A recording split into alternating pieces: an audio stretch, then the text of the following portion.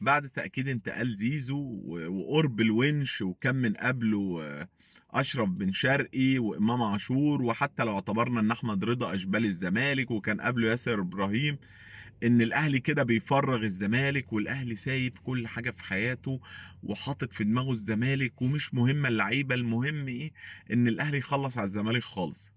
وعلى سبيل الضحك والهزار، مع ان بند الثمان سنين هيتفعل، فكده احنا ايه، نشيل الخطيب ونجيب مرتضى منصور ويبقى اشترينا الزمالك. والكلام ده حقيقي؟ لا، هو الكلام ده مش حقيقي. طب تعالى اقول لك القصه كلها. القصه كلها ان انت لا، يا زمالك لو مكان الاهلي وعندك القدره الشرائيه دي، تفتكر انت كنت هتقول لا؟ يعني لو انت اتعرض عليك علي معلول في البرايم بتاعه، محمد الشناوي، حسين الشحات، عمرو السولية، نجوم الاهلي، هل انت كنت هتقول لا ويا حرام وانا كده بفرغ الاهلي و... و... ولا وسيب الاهلي وانا بهبطه؟ لا طبعا. لان انت بدليل لما جالك فرصه ان انت تخطف نجم الاهلي الاول وقتها، عبد الله السعيد، كان انتصار وكان صفقه القرن، وكان الزملكاويه بيحفلوا، وكان الناس فرحانه، وكان صح. طب لما رجعت لك الفرصه تشتري عبد الله السعيد تاني حتى لو من بيراميدز، اشتريته. لما جات لك الفرصه تجيب احمد حمدي، جبته. لما جات لك الفرصه تجيب ناصر ماهر، جبته. ولو جات لك الفرصه تجيب كذا او كذا او كذا، هتجيبه. ليه؟ ليه؟ لان هو الدور الاساسي بتاع اي نادي انه يكسب بطولات وانه يقوي السكواد بتاعه، مش يحافظ لحد تاني على السكواد بتاعه. اتس نوت ماي بيزنس، ده مش شغلي، ده شغلك انت، شغل الاداره بتاعتك انت. طب تعال نشوف في جانب الاهلي ونحسبها ورقه وقلم، ونحسبها مكسب وخساره. طيب انا كاهلي، جاست ان انا هشارك في كاس العالم للانديه هاخد اولموست 10 مليون دولار، 9 مليون ونص.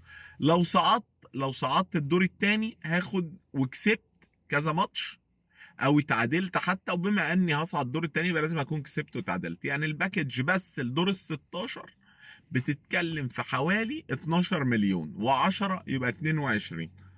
طيب ولو صعدت، مش هصعد خطوه تانية، انا بتكلم في هقف عند الدور ده ب 22 مليون دولار. كويس.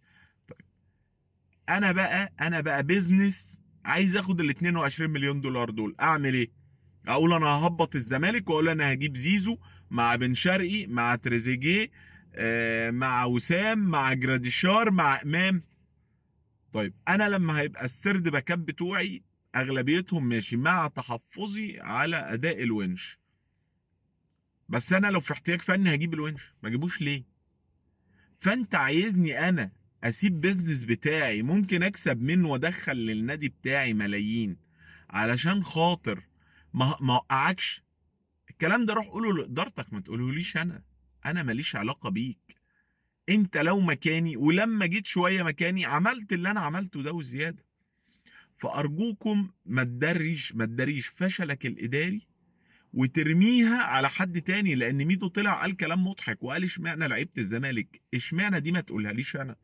انت ما تسيبش اللعيب بتاعك فري ترانسفير ويجي ببلاش وتيجي تكلمنا أنا. يا باشا انا بقول لك دلوقتي كل الفري ترانسفير عندي روح فاوضه، ده بيزنس، انا مش هخسر عشان اقومك. يا رب بس تبقى النقطة دي وضحت. السلام عليكم.